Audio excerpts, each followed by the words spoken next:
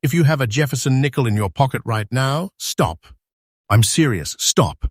Because one tiny 5-cent coin with Monticello on the back is turning into hidden wealth, and almost nobody is talking about it. These are the coins people toss on counters, drop in tip jars, or feed into vending machines, and collectors are fighting over them behind closed auction doors. Real auction shock. I'm talking about silent fortune sitting in plain sight. Do not spend these coins.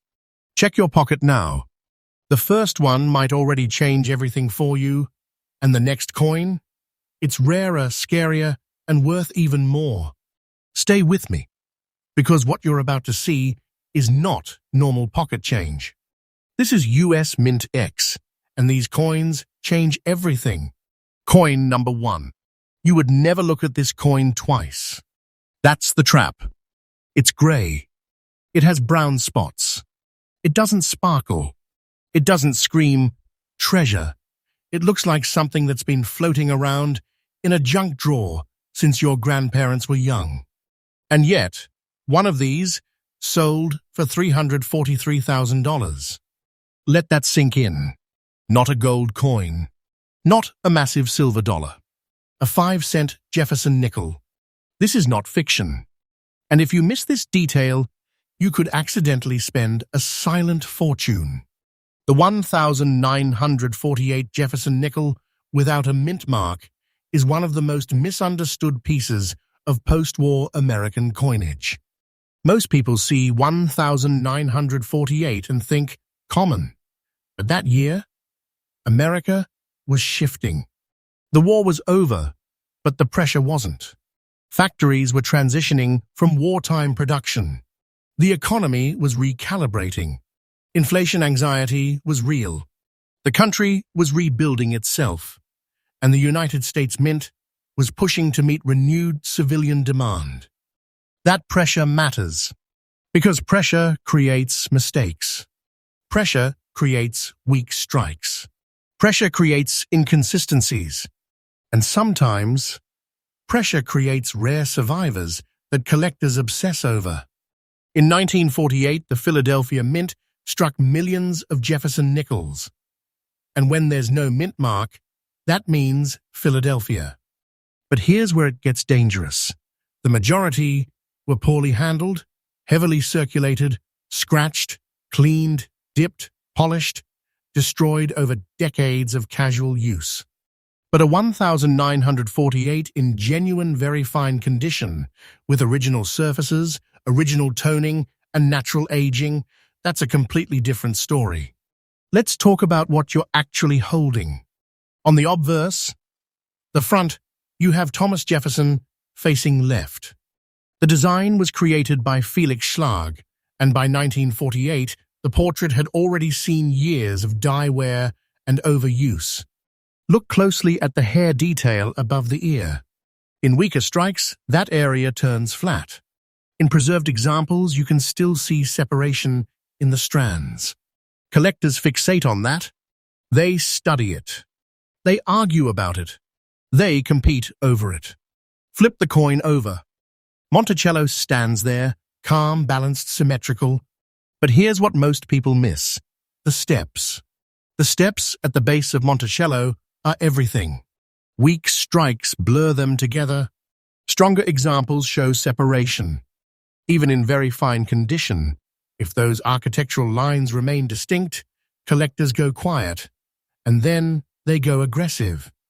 Because that detail changes everything. Now let's talk physical presence, because this isn't just metal. It's history you can feel in your hand. This coin weighs 5.00 grams. Diameter, 21.21 millimeters. Thickness, about 1.95 millimeters. Smooth edge, no reeds. Solid. Compact. Dense. It's made of 75% copper and 25% nickel.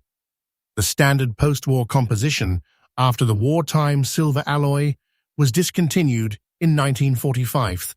By 1948, the Mint was fully back to this copper-nickel blend. That metal mix gives it that cold, hard feel. When you hold it, it feels serious. And that gray and brown spotting? That's not damage. That's age. Original toning. Original skin. Collectors call it untouched surface. It means the coin hasn't been stripped, polished, or cleaned.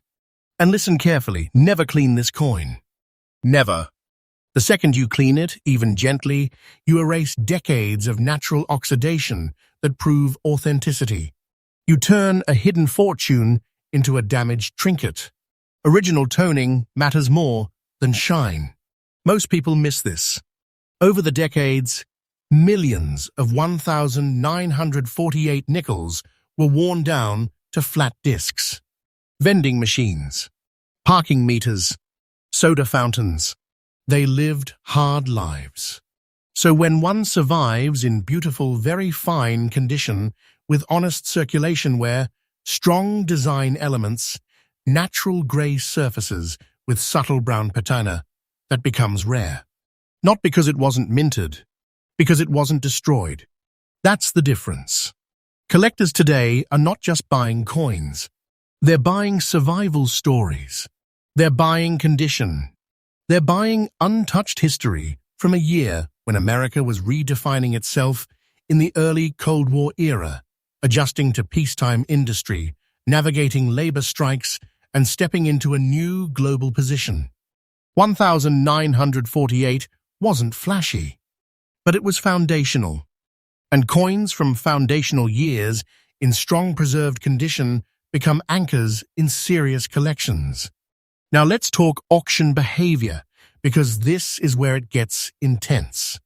When a high-grade 1948 no mint-mark nickel with exceptional surfaces appears in a major auction, the room changes.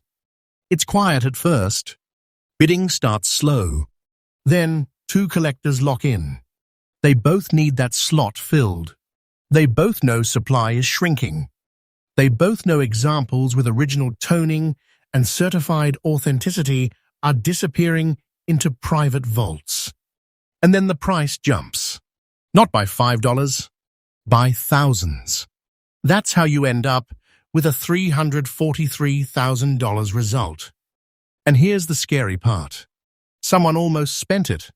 Because to the untrained eye, it looks ordinary. This is why professional grading is critical. You cannot guess value by eyeballing it under kitchen lighting. Submit it to a respected grading service. Authentication protects you. It confirms originality. It locks the grade. And once that plastic holder seals it, the market takes it seriously.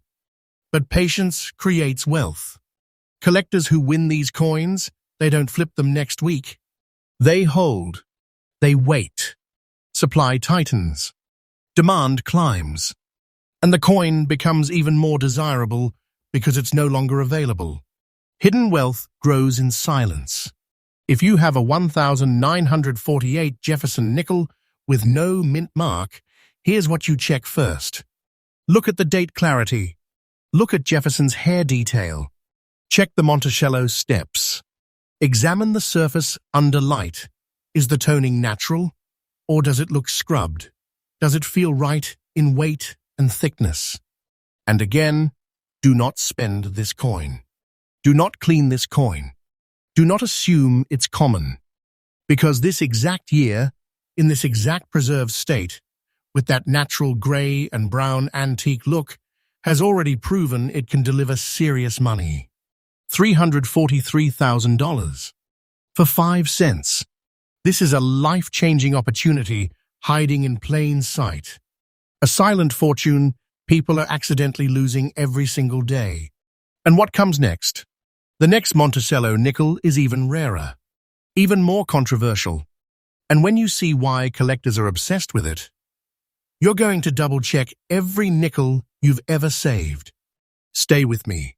Next up, not 1888, not 1913th, not some dusty century-old relic. 1988. That's recent enough that some of you watching were alive. Some of you might have spent this coin on a soda. Maybe you used it at an arcade. Maybe it's sitting in a jar in your kitchen right now. And that's exactly why this is so dangerous. Because nobody expects a 1988D Jefferson nickel to be worth $330,000. But one is, and if you don't understand why, you could literally be holding hidden wealth and not even know it. This is the 1988 Jefferson nickel with the D Mint mark, struck at the Denver Mint. On the surface, totally normal. It's got Thomas Jefferson on the front, Monticello on the back. 5 cents. Copper nickel. Nothing flashy, but this specific coin, in very fine condition, with unusual teal toning and preserved surfaces, has crossed into silent fortune territory. Let's rewind to 1988. America was in a strange economic moment. The 1980s boom was cooling off. The stock market had crashed just a year earlier. In 1987, Black Monday shook investor confidence. Inflation had scarred the early part of the decade. The country was transitioning politically, culturally, financially. The mint? It was under production pressure. Demand for coinage was high. Vending machines were everywhere. Fast food chains were exploding. Cash was king. And the Denver Mint was pumping out nickels at scale. High speed, high volume, minimal pause. And when mints run hard, dies wear down faster. Quality control gets stretched. Subtle variations sneak through. Most 1988D nickels were struck, tossed into circulation, and beaten up almost immediately. Scratched in pockets. Ground into asphalt. Dropped in parking lots. They weren't treated as collectibles. They were treated as noise. That's why surviving examples with strong details and original surfaces are shockingly rare. Now let's talk design. On the obverse, Jefferson's left-facing portrait, designed by Felix Schlag decades earlier, still anchors the coin. By 1988, the design had been refined slightly from earlier years, but the core features remain. The cheekbone curve, the crisp jawline, the tied hair at the back. In very fine condition, you should still see hair separation above the ear and definition in the bow of the ponytail. Collectors obsess over that bow. They study the edge of the lettering. In God We Trust and Liberty 1988, they look for strike sharpness, spacing consistency, and die fatigue indicators. Flip it over. Monticello. Balanced. Centered. Strong columns. The word Monticello above. 5 cents and United States of America below. But here's the microscopic detail most people ignore. The steps at the base of Monticello. Even in circulated grades, like very fine, partial step definition matters. Weak blending, common. Slight separation, that's when collectors lean forward. Because this detail changes everything. Now let's talk about the teal toning. This is where things get intense.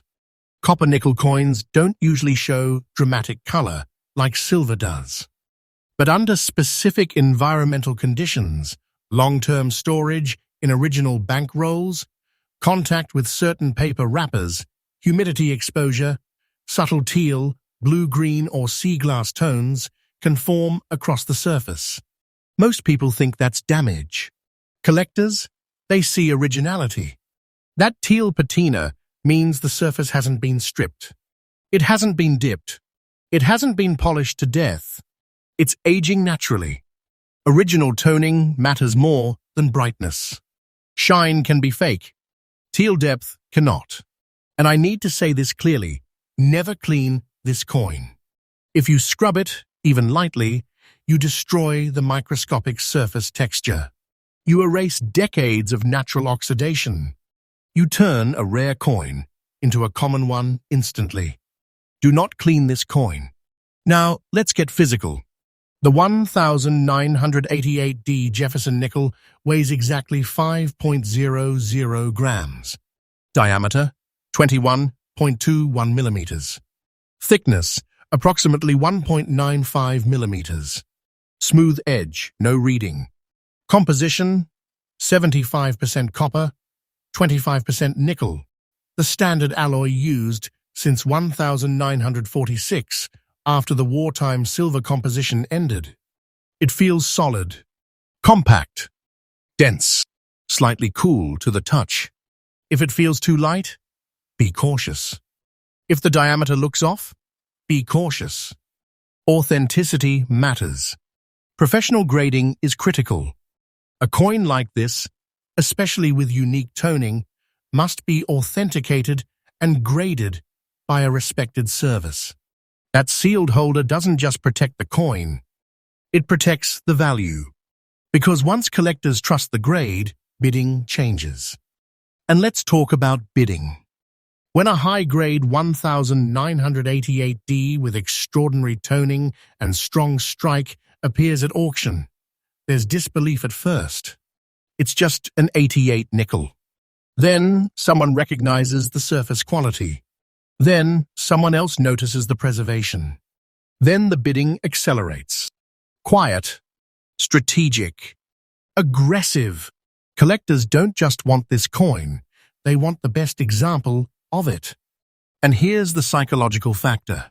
Late 1980s coins weren't saved in high-grade circulated condition. People either spent them to death or stored mint-state rolls. Very fine examples with natural aging and eye appeal, that's a strange sweet spot. They show history. They show survival. They show authenticity. That combination drives obsession. And when supply shrinks, prices climb. $330,000 is not hype. It's proof that condition, originality, and eye appeal can transform a modern coin into serious money. Now here's where most people mess up. They find a 1988D nickel. They see some color. They polish it to make it shiny. Value gone. Or they toss it in a coin machine. Gone. Or they assume modern equals worthless. Wrong. This is hidden treasure in plain sight. If you have one, here's what to check first. Look for the D mint mark to the right of Jefferson's ponytail. Check the date sharpness. Is 1988 clear and strong? Examine Jefferson's hair and cheekbone for detail. Flip it. Study the Monticello steps. Tilt it under light. Does the teal toning look natural, layered, subtle, or blotchy and artificial? Does it weigh 5.00 grams? Does it feel right in thickness and diameter? Most people miss this because they're not looking. And that's why these coins change everything. Collectors today are holding, not selling. Supply tightens every year. Every coin cleaned, scratched, or lost reduces the population. Demand rises quietly. That's how silent fortune builds. And I need to say this again, do not spend this coin. 5 cents can turn into 6 figures if you understand what you're holding. Patience creates wealth in this market. Authentication protects wealth. Originality multiplies wealth. This 1988D Jefferson nickel is proof that treasure doesn't always look ancient. Sometimes it looks like something you dropped under your car seat. And if you think this one is shocking, the next Monticello nickel we're about to uncover is even more explosive. It breaks expectations. It rewrites what collectors thought was possible for this series. And if you miss it, you might be spending the rarest one of all.